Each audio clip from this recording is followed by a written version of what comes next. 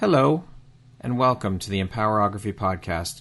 This is a platform created for women's voices to be heard and a place to share their stories, journeys, and successes with the world for the purpose of helping other women who might be on similar journeys.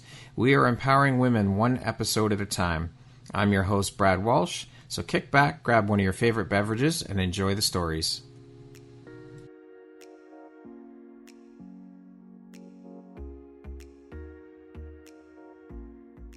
What if I told you the only thing standing between you and your next big opportunity is your voice? This isn't just another program. Empower Your Message is your ticket to becoming the podcast guest everyone wants. You'll learn how to craft a pitch that gets a hell yes, show up with unshakable confidence, and drop truth bombs that leave hosts and audiences wanting more. No more playing small. No more waiting for permission. It's your time to be heard. Loud, clear, and unforgettable. Visit the link in the show notes to sign up, and let's make your voice impossible to ignore. The mic is waiting. Are you ready? Hello there, Brad Walsh here, your host of the Empowerography Podcast, a platform that was created to help elevate and amplify the voices of women through sharing their stories. Today, my guest is Dr. Tara Perry. She is a clinical hypnotherapist, a doctor of acupuncture and Chinese medicine that specializes in core trauma transformation and helping people get to the root of their biggest block and connect with their authentic selves. Welcome, Tara. How are you today? So good to be here with you, Brad.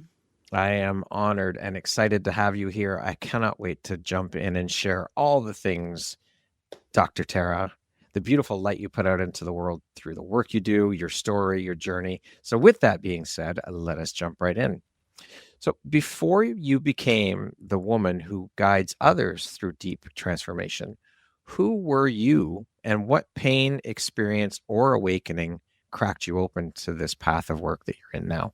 I think finding myself, I think we all need to do that early in life. And I think because my dad was who he was, my mother was very unconditionally loving, dad not so much.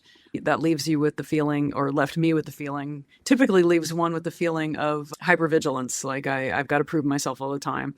And I graduated from college and ended up working in the entertainment business for 5 years. And that was a very interesting experience. I read scripts for a living. I worked on George Burns's How to Live to Be 100. I was an associate. Oh, wow. I was actually at George Burns's house. Wild. He was at age 80. God, how old was he? 94, I think he was. He could lay on the ground and kick his feet up over his head and touch the floor behind him. Wow. At 94? So he had figured out all kinds of exercise. And of course, he found the magic formula of laughter. Hello. It is so important to staying healthy. And he did live to be 100, which is cool. And that was a great experience. Anyway, after I spent 2 years at one of the number one talent agency in Hollywood, I realized that was not the path that I wanted to go. And so I called up my homeopath one day and I said, what would I do if I want to do what you do? Because I was really impressed with how he helped people. And when he told me, it was like the lights went on, God parted the clouds, and I knew this is what I was going to do. It was crazy. It was one of those epiphanies that, excuse me, I read about that in books, but I didn't know that could happen to me.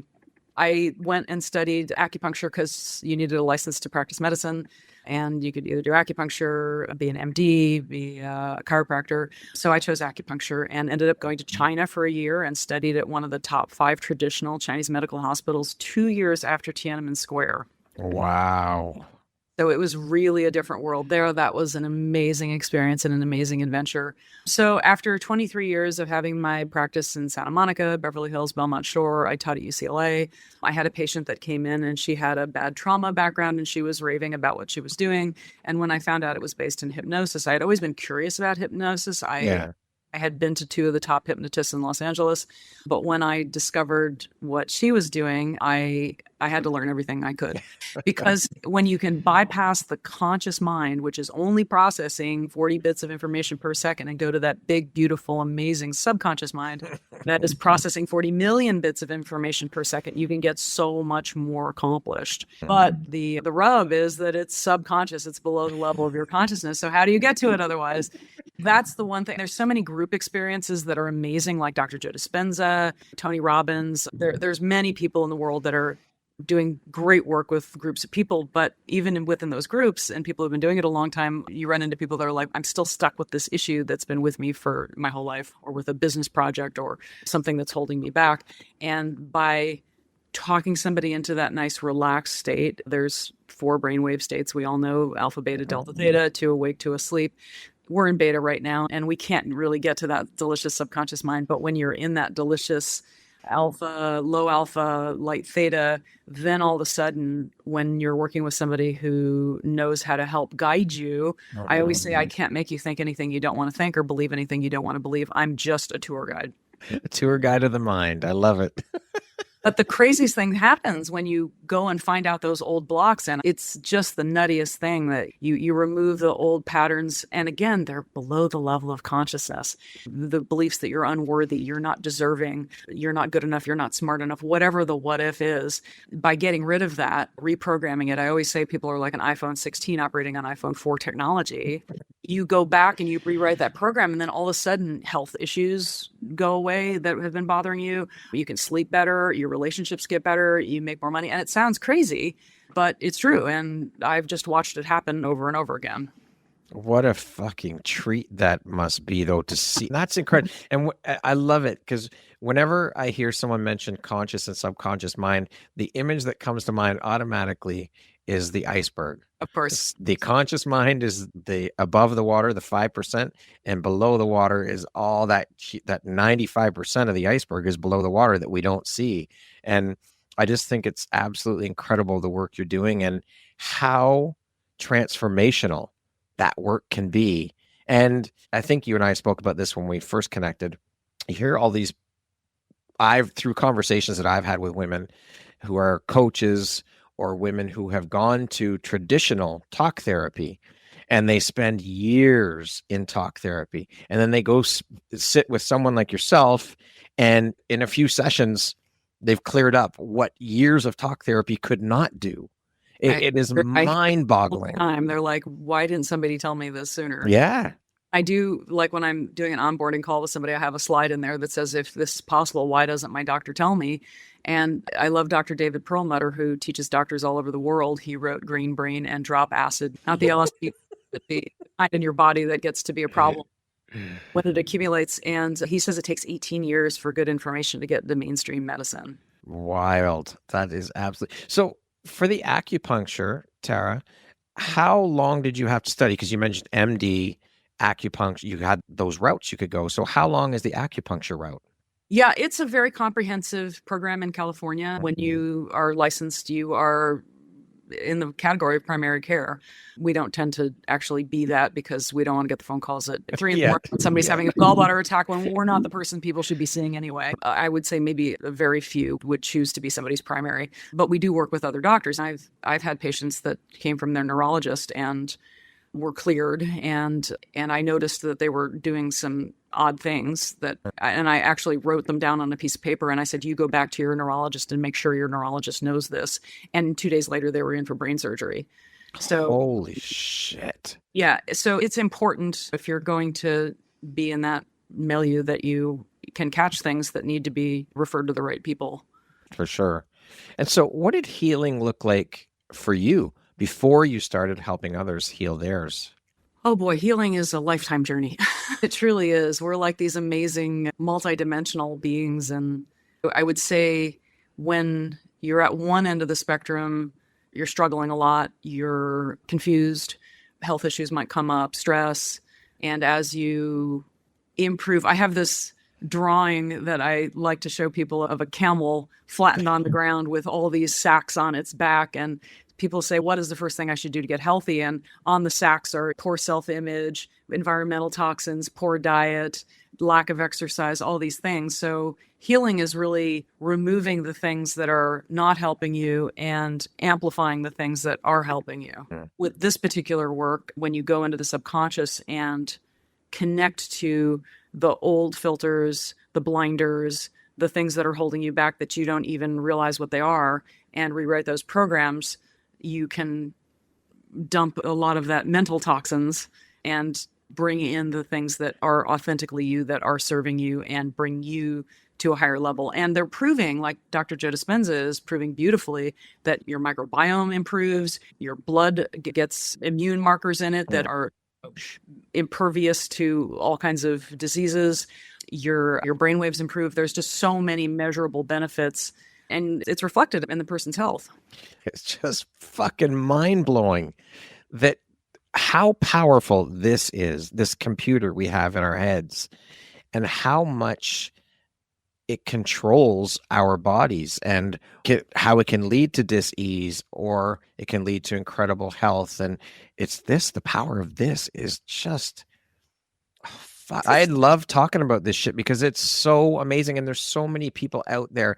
This is why I love having people like yourself on the show, Tara, because there are so many people out there that have no idea that this is available to them. And so when I do connect with people like you, I want to scream it from the fucking mountaintops so that we can reach as many people as possible, because everyone deserves this opportunity to know that we don't have to solely rely on Western medicine. Now, Western medicine has of course, it's necessary for certain things, but there's also newer, better ways of helping yourself and getting out of the sickness, the dis-ease, all of these other things through this. And as you've said, as we've talked about, in just a few sessions versus talk therapy, where you're stuck in that loop of constantly reliving the trauma and going over and over again. It's fucking incredible. I just love it. This excites me so much to be able to have conversations like this. It's so important.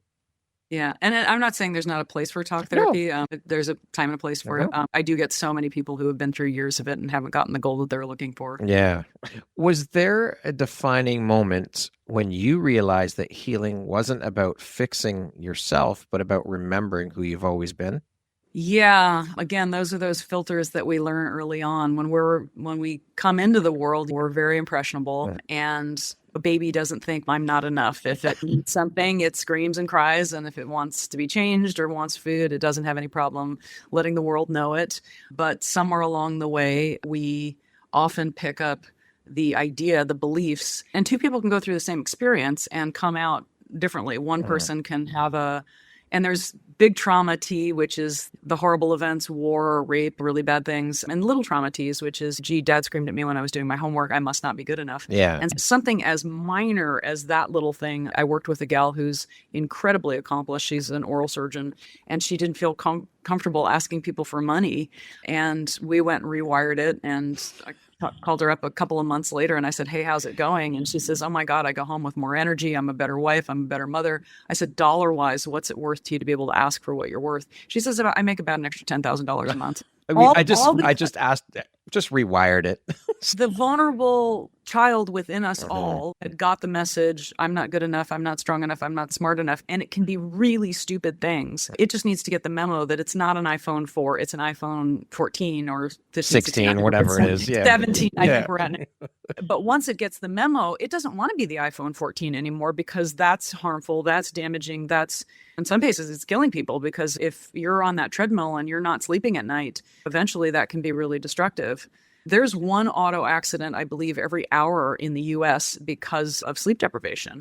That's way worse than alcohol. Yeah, no kidding. And improved sleep is a big outcome that people get from this. I've had people that have been through regular sleep therapy. One gal who's on my YouTube channel hadn't slept well for 7 years. She only got 3 to 4 hours a night.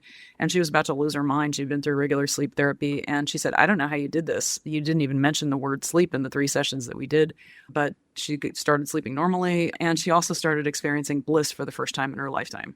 Wow. And that's what you're talking about, going back to the authentic you. Yeah. Because when you peel away the layers of I'm not enough, I'm not good enough, I'm not smart enough, relief is available to other people, I'm different, blah, blah, blah, whatever the story is, then that real you can shine. So even artistic people love it. I've worked with a lot of painters and singers, and here in Nashville, of course, I've worked with singers. Yeah. I had one Grammy winner fly off my table and say, give me a pad and a paper, I just wrote my next song. That's incredible. Absolutely. I heard a story on the radio. I've heard it twice now from 2 different radio stations, talking about a guy, I believe he's in the UK, and apparently he hasn't been able to sleep at all in over 2 years. He's not had any sleep. And I thought, how could he possibly still be standing after not being able to sleep? There must be something where he's fallen asleep and not realized because there's no way a human could survive off not sleeping at all for 2 years, not one wink of sleep. They discovered the lymphatic system, I think about 15 years ago. We all know about the lymphatic system, but the lymphatic system is in the brain, and our brains need to get rid of about a quarter ounce of toxic material every night. Wow. Because if it builds up, then, when you get that sensation like you're drunk, you're impaired, really. Apparently he's been to India, all sorts of different, and no one can help him. He says no one can help him. He cannot sleep. I'll throw out one thing that I did have one person that did not respond. Most people do, but this particular fellow did not respond. And I even sent him special Chinese herbs that were amazing for sleep. And he called me up 6 months later and he says, I want to thank you because you cared so much and went the extra mile for me. I want to tell you what did it for me. And this guy was suicidal. He ended up having to tape his mouth shut at night because he was a mouth breather. Wow. And they talk about this in Matt Walker's book, Why We Sleep. Okay. And it's very important that we breathe through our noses because mouth breathing is not. And so for him, and I don't know if this would work for everybody, and obviously if you can't breathe enough, if you can't get enough oxygen through your nose, then don't suffocate yourself. Yeah. But he just had to tape his mouth shut at night, and that kind of forced his body to take the air in through the sinuses and get the air into his body in a healthier way, and that changed it for him. Isn't that crazy? That's wild. Had to tape his mouth shut? Yeah, there are companies out there that actually make mouth tape now for this purpose. Jeez, that is unbelievable. So how has your own personal healing journey shaped the way you now hold space for others walking through their own darkness and experiences? Great question. I have to say, I feel a little selfish doing my work because it makes me so happy to see them change. And I truly think when anybody changes, it benefits everybody. I feel the benefit in my body when somebody sheds old patterning that isn't. I know it's helping their families, it's helping their children. I had one woman say to me that she and her husband had been to couples therapy. Both mother and father had been referred to me by the same doctor, unbeknownst to the other, and I'm sitting there going, oh boy, how do I handle this? And fortunately, they figured it out pretty early on. But the wife said to me at the end, we had been to regular couples counseling. We hated it. It didn't do anything for us. And just by dealing with our own stuff, it made the whole family life and dynamic so much better. I love working with parents with young kids because when they change, children don't do what we tell them to do. They do what we model for them. Yes, absolutely. And so they each came to see you separately. You worked on each of them, worked with each of them on their stuff. Yes. And that just created great resolution for their marriage, for their relationship. Isn't that fucking wild? So you see, it makes you wonder then, is that really at the root of what we see when you hear about all these couples that have to go to couples therapy? I wonder if that's really it. That could be the solution for so many that they have to just work on their own shit and not through, again, I'm not discounting talk therapy like you said, but the proof is in the pudding. It's right there. Yeah. I think a great couples therapist is worth their weight in gold, but this does work really complementary. In fact, I've had couples therapists refer me people, and I love working with that because then they can go and help whatever needs sorting out in the relationship, all that stuff. But yes, it makes a huge difference. If each one of us, it's an inside job. Yeah. We take care of our stuff, and then the outside stuff tends to work better. Now, it can work the other way around. I have worked with people who are in toxic relationships, and in fact, okay, this is a crazy story.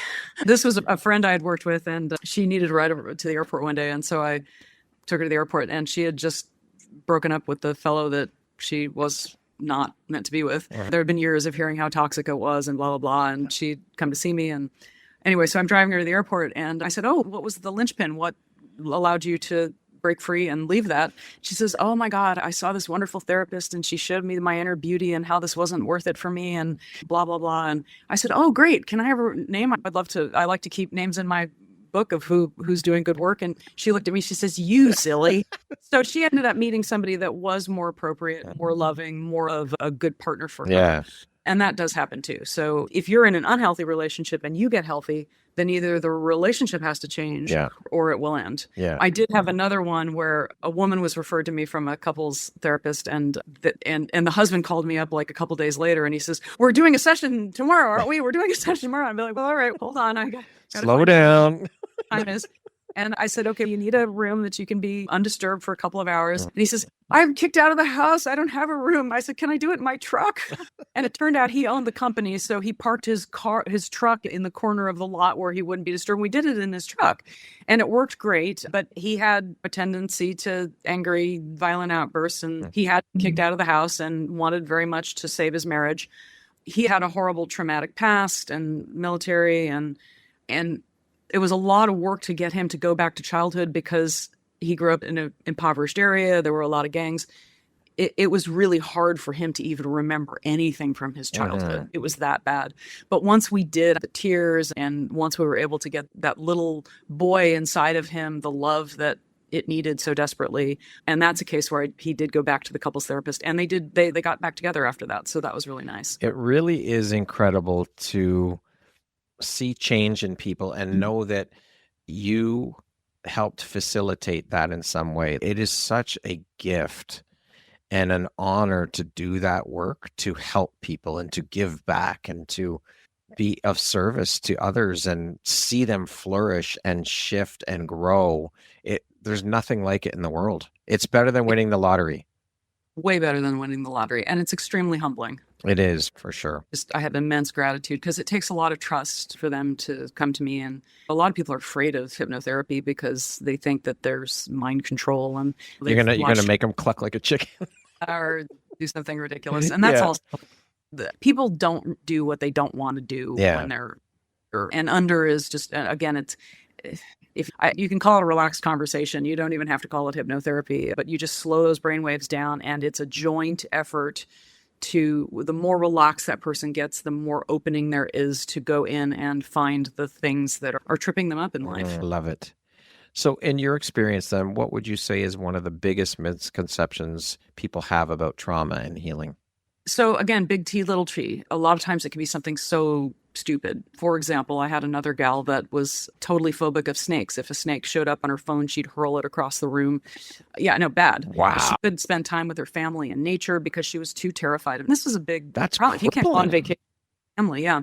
I would have thought, oh my gosh, she must have been almost eaten by an anaconda when she was... It was the dumbest thing, and sometimes it is the dumbest thing. And many times people will say, oh my gosh, I completely forgot about XYZ. I didn't know that it impacted me that way. Sometimes it is exactly what they... So anyway, this woman, when she was a kid, they had an assembly at school, and they had a boa constrictor, and the kids all had to go touch the boa constrictor before they left the assembly. And she was so terrified, she escaped out the back and never did touch the boa constrictor. Wow. That was the root of that fear. Holy shit. And in just a few sessions, she was able to enjoy nature, not hurling her phone across the room anymore. I wanted to take her to a pet store and actually have her hold a snake, but that didn't end up happening. That is wild. How much? Actually, today I probably would have borrowed a snake and had one handy. Because I have a podcast too, Next Level Healing. And I think this week I'm interviewing a woman that we did a rapid phobia cure with. And she was so terrified. This was a Richard Bandler thing that I was part of. Richard Bandler was also a guest on my podcast. He trained Tony Robbins. Okay. And he is epic with the subconscious mind. He's an older fellow now. I think he's 75. Post-stroke, he used the power of his mind to heal from stroke. I used it on my mother when she smashed her kneecap into 13 pieces at age 89. Oh my gosh. Yeah, that can be a life-ending injury. And as soon as she was out of surgery, I said, Mom, take a picture of yourself. I know you look and feel terrible. You're going to be the fastest healing case on record. I made her one audio to speed heal the patella. I made her another audio to convince the muscles they were working out, even though they were immobilized, because there's excellent science that shows that's the case. So in 3 months, she was going up and down stairs. In 6 months, going up and down ladders. Wow. At age 89. Go, Mom. Yeah, go mom is right. Yeah, we did this fast phobia cure, and in literally less than an hour, she went from breaking into a cold sweat at the idea of getting anywhere near a snake to holding a big snake and laughing. Holy shit. So what would you say then when you think about the clients? What is one of the most common things people come to see you for? Help. The number one reason people have reached out is anxiety. I was going to say that's probably what it is. Yeah, or stress or unworthiness. Because you add up the toll on unworthiness. It affects your relationships. It affects how much money you're going to make. It affects your health. And just, it's unnecessary. How quickly are you able to obliterate someone's anxiety? Like, how quickly, typically, I know every person's different, so it's going to vary, but on average, how many sessions would it take to deal with that? I find that over 90% of the people I work with dump 50 to 100% of whatever their issue is in the 3 sessions. And it's a 90-day process. They're listening to an audio in between sessions that's customized to them. It takes them from the iPhone 4 to the iPhone 16 that they really are. And they listen to it as they drift off to sleep because that's when the mind is super suggestible. Give them a high-performance planner to track their progress each and every day. That's not a big task. It just takes a few minutes. I also have a mastermind group that meets every Tuesday, which is today. And that's a place to share your wins, ask questions, just get a deeper understanding of how the subconscious mind works. It is recorded, so if they can't make it in, sometimes people have busy jobs and stuff like that. So that's been the formula that I find works. And again, you're right. People are different. I do meet with people on a Zoom call for 30 minutes to find out if they're a good fit. Because if I can point them in another direction that'll be more appropriate for them, I'm happy to do that. So, yeah. Have you ever had someone that you could not help with anxiety? That's Richard Bandler's answer to that question, because he says, or people say, are you able to hypnotize everybody? It's not hypnotizing them that's the issue. It's dehypnotizing them. You're already hypnotized. We just have to rewrite the program. I would say, again, most people will get 50 to 100% of the issue resolved within 3 sessions. There's always outliers. Yeah. Some people don't follow instructions. I find that nurses and military do extremely well because they follow instructions. They don't. I've literally had people, and so when I'm doing my intake, I ask people, what's your commitment to change and what's your need to change? And what I want to see out of that is an 8, 9, or a 10. Because if it's less than that, the brain doesn't want to change. It wants to revert to what's familiar. It thinks that what's familiar is safe. It prefers a familiar hell to an unfamiliar heaven. Yeah, the ego keeps us safe. Wants to keep us safe. It's the protective mechanisms. It's all the parts of us that want to control things, keep us safe. We have superhighways to what we don't want and dirt roads to what we do want. So we have to flip that around. Comparison. And they're literally neural pathways in the brain. So when we're under stress, we don't rise to the level that we want. We default to what's familiar. We need to flip it around so that the new normal becomes what you want, how you want to show up in the world, who you authentically are, rather than the little hurt child. Yeah. Amazing. And it's just wanting to protect you. But you think of a kid, like a lot of people with headaches or migraines respond really well, people that grind their teeth. Think about a little kid who's stressed. What are they going to do? They're going to tighten up. Yeah. The neck muscles are going to get tight. The jaw muscles are going to get tight. The face muscles are going to get tight. And then you carry that into adulthood and you've got chronic tight muscles. For sure. You work at the intersection of science, spirit, and soul. How do you bridge the ancient wisdom of Chinese medicine with the modern psychology of trauma? Chinese medicine is all about yin and yang. You know what? I feel like each methodology that I learned, I feel like we stand on the shoulder of giants. And there's a lot of amazing people who have done amazing work in the planet. And I have fortunately trained with a whole bunch of them. That's another tool in the toolbox, because I don't feel like it's one size fits all. It's not a cookbook approach. It's being able to see and sense what's in front of you. And in Chinese medicine, it's all thought about as a flowing energy. Okay. And that's a healthy individual, is somebody that the energy is flowing well. So that's what the needles do when they go in. They're opening up blockages. This is going in and opening up the mental, emotional blockages. Oh, beautiful. What is one energetic truth that you wish every human on this planet could understand about themselves? I think our ability to heal is immense. And Dr. Joe Dispenza's work is proving that so nicely. And again, he's working one-to-many, which is lovely. But I've worked with a lot of advanced Dr. Joe people that just were stuck on something that was unique to them, that just wasn't moving. One guy I worked with who is an advanced Dr. Joe person had 40 years of back pain from breaking his spine in a motorcycle accident.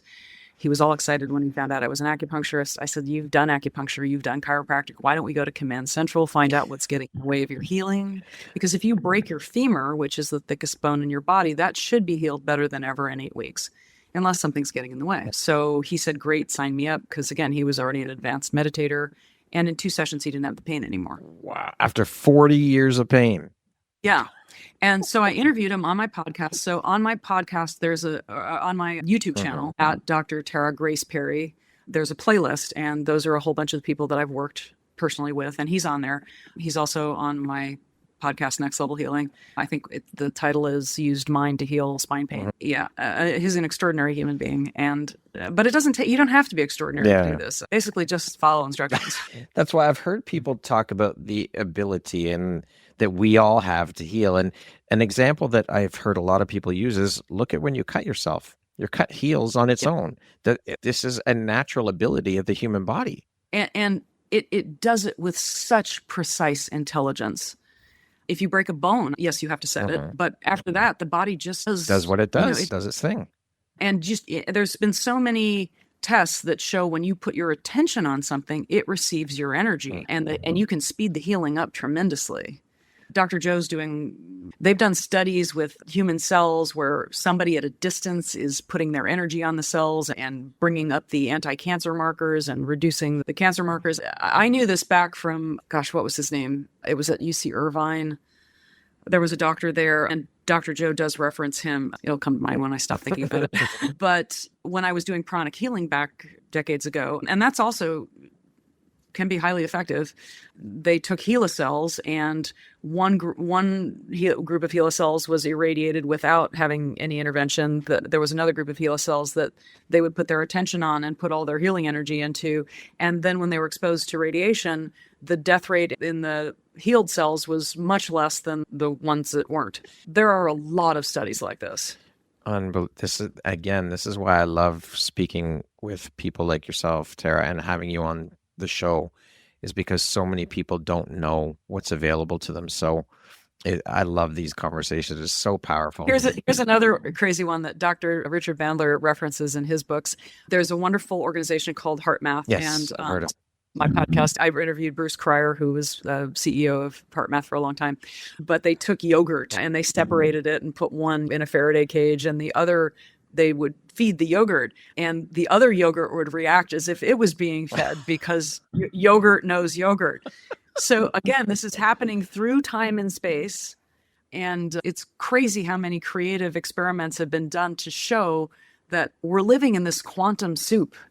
This is not empty space around us. The frequency, and Einstein talked about it, called it spooky things happening at a distance. It brings to mind also that experiment that I believe is Japanese guy did with the water and emotions. It's unbelievable. It is so powerful. You've devoted your life to helping people face their core wounds. What do you believe is the real reason that most people are so afraid to look within? That is a great question. I think they're afraid to find out that they're really not enough or they're really not good. And the exact opposite is true. But they're afraid to find out something that's bad. And it's just never the case. When you're empowered with your authentic self, your true self, it's a good process. And it can be fun. I can't tell you how many sessions end and I've got this giant smile on my face going, isn't that the most fun thing ever? To go back and connect with the thing that's been the baggage holding you down, the invisible hooks, the invisible restraints, the invisible walls, and reprogram it to who you authentically are. It's an empowering journey, not a disempowering one. Amazing. I think people are afraid that it's going to be like some kind of bad dream. Yeah, which is never the case. Yeah, we're quantum beings, and I'm just, again, grateful that we stand on the shoulder of giants, and the more we discover about this, and people have been writing about it for decades. Yeah, for sure. What is something about the human body or energy system that still blows your mind no matter how long you've been doing this work? Again, how profoundly and quickly we can heal. It's like the human body it's a miracle. It's magic. I just love it. What is one? You do need the right tools. Yes, if you're struggling with a tool, if you're struggling with a tool that's not working with you, something's got to be changed. Yeah. What is one myth about the healing journey that you wish would disappear forever? That it has to be a struggle. It has to be hard. It has to be painstaking. The opposite, again, is true. It feels good to dump baggage that doesn't serve you anymore. It feels good to grow and expand and open your heart. Our hearts are closed because the world has told us it's scary, it's dangerous, we're not enough. And again, it's subconscious. I went through so much of my life with my heart really behind very thick walls, and it's painful. So we're going to have something kick our butts to get out of there. I don't think our souls want to be. Yeah, for sure. How has your definition of strength evolved since stepping into this world of deep internal healing? That's a great question. I love the concept anti-fragile. There's somebody wrote a book about it, and I'm not remembering the author's name off the top of my head, but there's fragile, which is like a champagne glass, easily broken. There's steel, which we all think of as really strong, but steel can break under pressure. The concept of anti-fragile is that when we are under pressure, because of our history, all that we've learned, the wisdom that we've gained, we become anti-fragile, meaning that when we encounter experiences, we become stronger, more resilient, more grounded, more wise. So that would be, in Chinese medicine, they talk about the willow as surviving the storm, not the big oak that's big and brittle and hard. Yeah. Okay. What does embodiment mean to you beyond the buzzword? Because we hear that word tossed around and used a lot. And how does it feel in your body and spirit? Another great question. A lot of our suffering comes from rejecting portions of ourselves. And really, that's truly the crux of the matter. When we have the experience of not being enough, not being good enough, not being smart enough, relief not being available to us, we reject a part of ourselves and we wall parts of ourselves off. And when we make friends with those parts of ourselves, Jill Bolte Taylor talks about it in her book, The Whole Brain Living. She's the one that had a stroke of half of her brain and wrote a book about it. She's a neuroanatomist. She was the first TED Talk that went viral. I also interviewed her. Okay. But it's loving and appreciating all these parts of you are trying to help you, but they just haven't been given a team leader that knows what's going on. It's kind of like having a sports team. Yeah. If you didn't have a coach, if everybody was just out there in a free-for-all, blaming each other, criticizing each other, being embarrassed of each other, it wouldn't work so well. But when you're functioning as a well-oiled machine that appreciates, acknowledges, treasures, and supports each part of yourself, then you're an embodied person. Beautiful. Energy holds memory. How does acupuncture or energetic work help release what's trapped in the body? There's another great book called The Body Keeps the Score. Yes. And again, with Chinese medicine, dis-ease is energy not flowing the way it should. When you're talking about what we store in our minds, putting blinders on us, keeping us limited, less than, not good enough, those will create a lack of flow, a lack of authenticity, a lack of power in your life. All of these self-limiting beliefs, we are our own biggest hurdles. We treat ourselves absolutely horrible. When you think of the word belief, what's right in the middle of that word? Yes, I love that. Thank you for pointing that out. Can you explain what core trauma transformation actually looks like in practice and what happens when someone finally connects to their authentic self? So again, I work with people over 3 months. This is my current process because I'll change and refine, and as it becomes evident, that's the way to go. But I will give somebody a practice audio. There's a little trick you look up with your eyeballs. You take 3 breaths, and on the 3rd breath, you allow your eyelids to gently drop down. It's one of the ways to drop into rapid eye movement in an easier fashion. There's many ways to do it, but that's one. So I give people practice audio that they use a few times so that they're all ready to go when we do our first session. People say, what do I do to prepare for it? Nothing. If you could have figured it out with your conscious mind by now, you would have done so. I do give people a really comprehensive intake. There's a lot of thought tracks on there. So I have people read through so they can go, oh, okay, yeah, I think that. And sometimes these are things that, you're thinking, but you're not really aware that you're thinking. But when you see it on paper, you're like, oh, yeah. That resonates, yeah. And then get really clear about what the goal is, because I want measurable results. I want people to get from where they are to where they want to go. Really deep, tangible results. So I want to make sure the goal is clear. That's a big thing with this kind of work. You can't just go in, I want to feel better. Yeah. Okay, here's a candy bar. Now you feel better. So let's really define what it is that's getting in the way, how long it's been there. I love to ask people, what are 3 feelings you would give anything to not feel anymore? And often people say, oh gosh, nobody's ever asked me that before. And typically it's anxiety, stress, worry, shame, blame. Sometimes it's anger, grief, It doesn't matter. And sometimes people are so numb they don't even know. Numbness is that you can put that in there. And then where do you feel it in your body? How big is it? Is it the size of a quarter, the size of a baseball, a basketball, a football, a watermelon? What color is it? What temperature is it? And people are like, oh my God, I never thought about this before. And then I say, how long has it been there? And often it's been there their whole life. Wow. Sometimes from a trauma that came up, a big T trauma. But often, even with the big T traumas, it goes back to a little T trauma that occurred earlier in life. So, like the military people that I've worked with, I've had a military veteran that had 100 on his PTSD scores. He went through all the military stuff, still was having panic attacks, still couldn't focus. In 2 sessions, he was going, it can't be this easy. And I'm like, yeah, it actually can be. That's the thing. I think that's a big thing that we all do as humans, is we make things seem so much more difficult than they actually are. We complicate things. Again, you need good tools if you're trying to solve it with that conscious mind that's this itsy bitsy thing and the answer isn't there. It's okay. There's this great story of a guy that loses his keys and he's on the street under the street lamp looking for the keys. And another guy that comes along and says, what are you doing? And he says, I lost my car keys and I can't find them.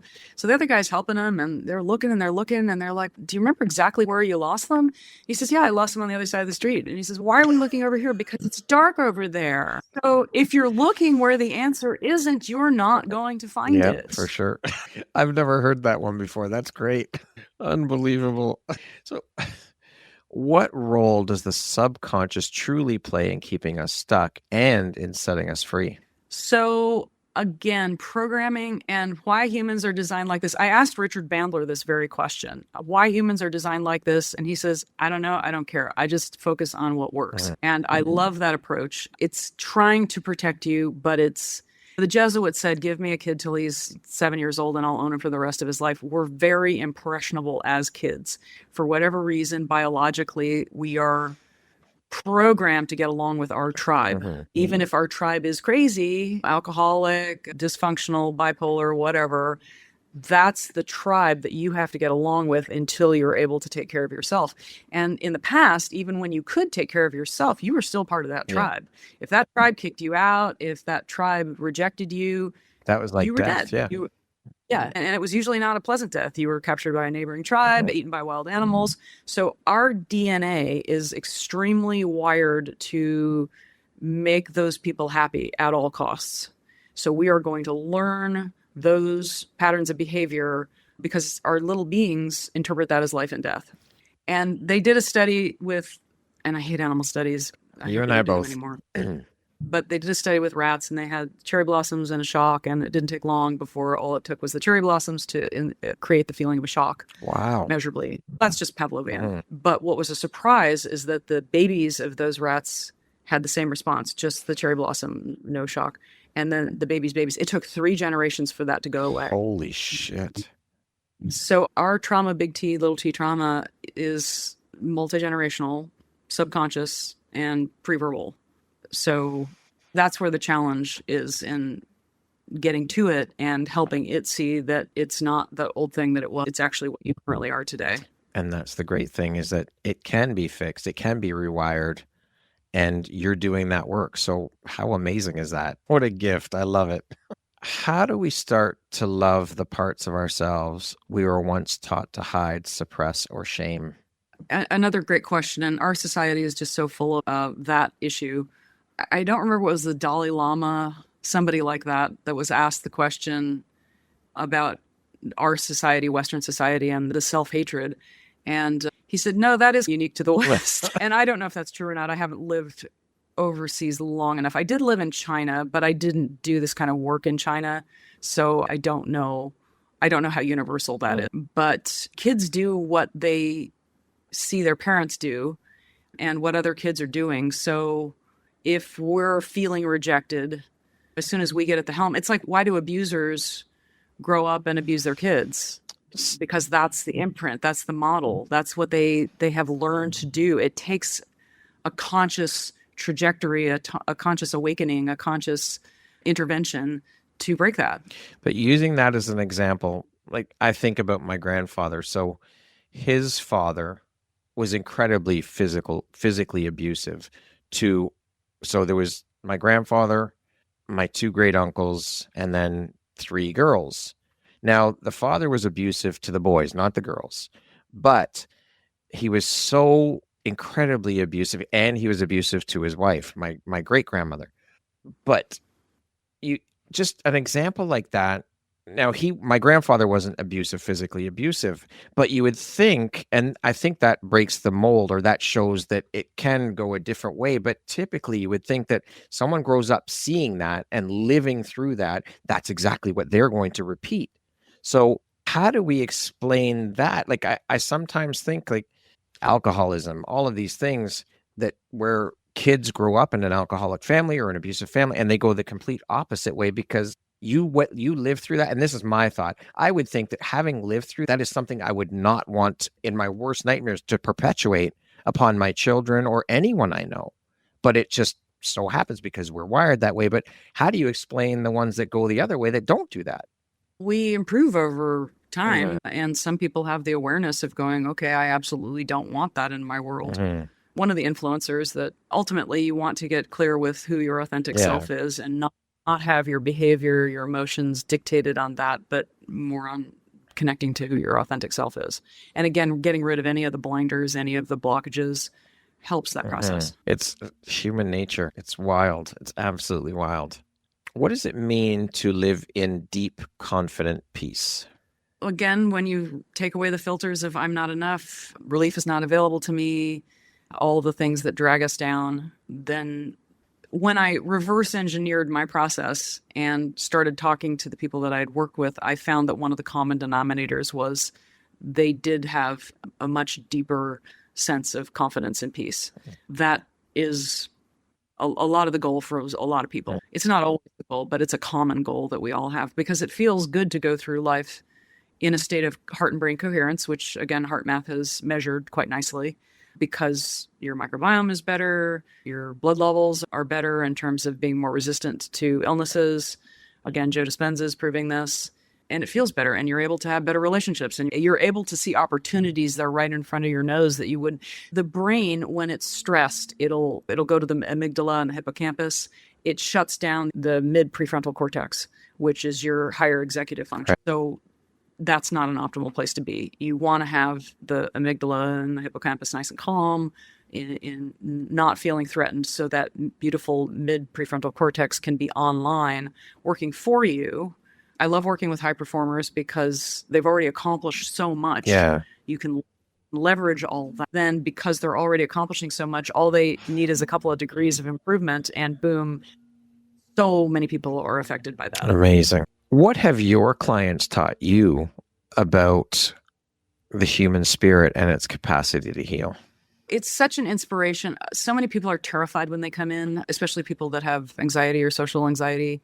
And seeing them just show up and be willing to put the car in neutral and just, I always say it's like you're sitting in a movie theater. You might see things, you might recall things, you might just have sensations in your body. They're just what. Amazing. What has this work taught you about the resilience and divinity of the human spirit? Again, by getting rid of the old filters, people who are religious feel like they get more in touch with God. People who aren't religious feel like they come more in touch with God. Whatever God is for you, the universe, it just feels so good to connect to authenticity. Achieving that, it's beautiful. I love it. If the soul had a language, what do you think yours would say right now about the woman you've become? The first thing that popped into my mind was good job. There we go. Let's go with that. I think we're all very hard on ourselves. We're all on a soul's journey. And I think truly our souls do want us to know it's okay. So many times when I interview people, I ask the question, what would you go back and say to your 10-year-old self? And often the answer is, it's okay. You're okay. You're on the right path. Don't worry so much. Don't beat yourself up. It's a reassuring message. It's not a, you dummy, why didn't you figure it? And it takes as long as it takes. Sometimes people say, gosh, I wish I'd done this so much earlier because I feel like I wasted all these years. It wasn't a waste. It's part of the process. Part of your journey. You weren't meant to figure it out earlier on. It was meant to happen in divine timing as it happens. Because think about it. If you had been perfect as a 5-year-old, a 10-year-old, a 20-year-old, a 30-year-old, what kind of example would you be to anybody overcoming stress? Exactly. 100%. What does peace mean to you now, not as a concept, but as a lived, embodied experience? You can see it in the brain waves. When your brain waves are not feeling peaceful, there's imbalance there. Peaceful brain waves are well balanced. Heart rate variability is high, and you feel it. You're not stressed out all the time. You're not hypervigilant. Hypervigilance is a big stress response. You're always looking for the next shoe to drop, the next thing to go wrong. And being at peace is just knowing that things are okay and they'll unfold as they should. If you could leave every listener with one truth that could change the way they see themselves forever, what would it be? One truth that could change the way they see themselves forever. You're connected to all that is, ever has been, never will be. And it's an adventure to marinate in that, to bathe in it, and to connect to it. And if you're doing something that's making you stressed out all the time, try something else. And allow new experiences to come into your life. I once interviewed the author of Recapture the Rapture, who's also in the Flow Genome Project, and I asked him, what would you recommend everybody do? And he says, do something different. We get stuck on the treadmill because we do the same things each and every day. We're saying the same things to ourselves. We're doing the same activities each and every day. Branch out, do something different. Hang out with some new people. And it doesn't mean to dump the old ones, but just do something different. Yeah. Give your brain some food to change. If every listener could experience one energetic shift by the end of this conversation, what would you want it to be? When you open up the doors to possibility and optimism and humor, I actually asked Richard Bandler at the beginning of the interview I did with him. I noticed you've been laughing a lot through this, and that's great. Laughter is so... Well, as you said with George Burns. Yeah, he lived to be 100, but partially because he just laughed. But all you have to do is get 1% better each and every day. And by the end of the year, you're not 365% better. You're 37 times better because it compounds on itself. So the things that aren't serving you, just weed those out. And the things that are serving you, amp those up. Be curious, be playful. Stop beating yourself up. What does freedom mean to you at the deepest level beyond money, status, recognition? Freedom would be the biggest cornerstone to this work. You're freer mentally, emotionally, physically, spiritually. And that means not being hindered by blinders, weights, restraints that you don't even know are there. It's the ability to do what you would like to do. What does success mean to you? How do you define that word? Personally, I like helping people get from where they are to where they want to go. For me, that's success. For a violinist, it might be playing a great violin concerto. I think Dr. John DeMartini was also on my podcast. He has a process to look at people's values, and they're different for different people. It's like a thumbprint. So success is following the beat of your inner heart and expressing your unique, beautiful voice in the world. What does empowerment mean to you? I would say the same thing. Following the beat of your own drum.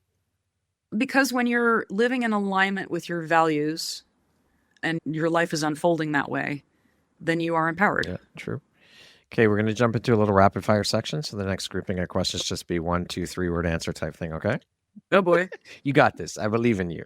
What is your favorite place on earth? Gosh, my mind goes to nature, and I could think of any place in nature. I love nature. I think nature is so healing. So that could be hiking in the woods. It could be at a beach, on a mountaintop, in a desert, somewhere that's just in nature. What is your secret or hidden talent? One of them. Doing the work that I do. It's not a secret, though. That's it, baby. Other than that, gosh, what is my secret hidden talent other than that? Yikes. Because that's not a secret. People know you do that work. My secret hidden talent. I make really good, delicious food. All right, there you go. I like taking healthy, organic ingredients and combining them and making good, delicious food. If you could teach the world one thing, what would it be? To connect to their authentic self and let that shine in the world. What is your guilty pleasure? Chocolate came to mind. What is one word that sums up your mindset? Freedom comes to mind. I really love freedom. I just love freedom.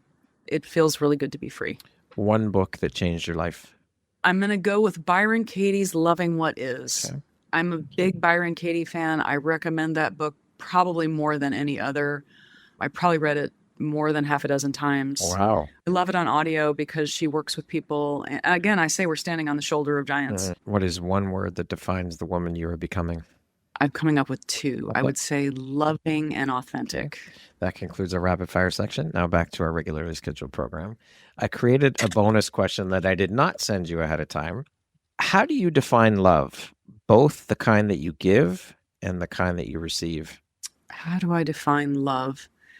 You know what? I have this crazy idea that I once wrote down on a piece of paper that someday the world would find out that the building blocks of the universe is made up of love.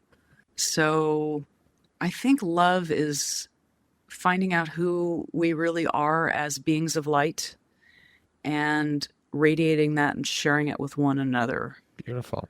If you were to introduce yourself to me without mentioning your occupation, where you're from, your ethnicity, your nationality, where you grew up, all those superficial day-to-day markers that we use, how would you introduce yourself to me? I'm curious.